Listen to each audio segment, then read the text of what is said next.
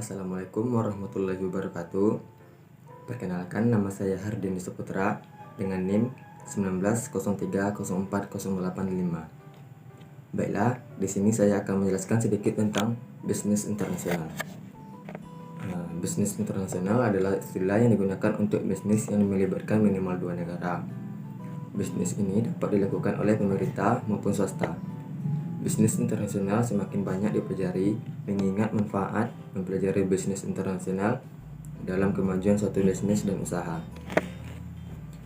Bisnis internasional mencakupi 4 hal yang mendasar. Yang pertama adalah manajemen sumber daya manusia.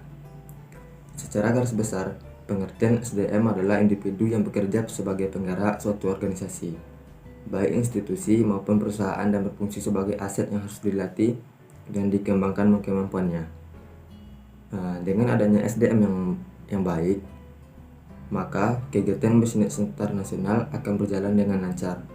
Di sini SDM berfungsi sebagai otak atau penggerak dari sebuah organisasi atau perusahaan. Yang kedua, ada manajemen operasional. Menurut pendapat Handoko dalam bukunya, manajemen produksi dan operasional adalah usaha-usaha pengelolaan secara optimal dan penggunaan sumber daya atau disebut juga dengan faktor-faktor produksi, tenaga kerja, mesin-mesin, peralatan, bahan mentah, dan lain sebagainya. Di dalam proses transformasi bahan mentah dan tenaga kerja menjadi sebagai produk atau jasa. Dengan adanya manajemen operasional, sebuah organisasi yang bersifat lokal maupun internasional akan mendapatkan tujuan sesuai dengan visi dan misi dari perusahaan tersebut. Yang ketiga, ada manajemen pemasaran. Menurut Laksana, pemasaran adalah bertemunya penjual dan pembeli untuk melakukan kegiatan transaksi produk, barang, atau jasa. Sehingga pengertian pasar bukan lagi merujuk kepada suatu tempat, tapi lebih kepada aktivitas atau kegiatan pertemuan penjual dan pembeli dalam menawarkan suatu produk kepada konsumen. Pemasaran merupakan hal yang cukup penting dari sebuah bisnis. Dengan adanya pemasaran, maka sebuah perusahaan akan memiliki pemasukan dan laba yang bisa membuat perusahaan bertahan dalam sebuah bisnis. Dan yang terakhir, ada manajemen keuangan.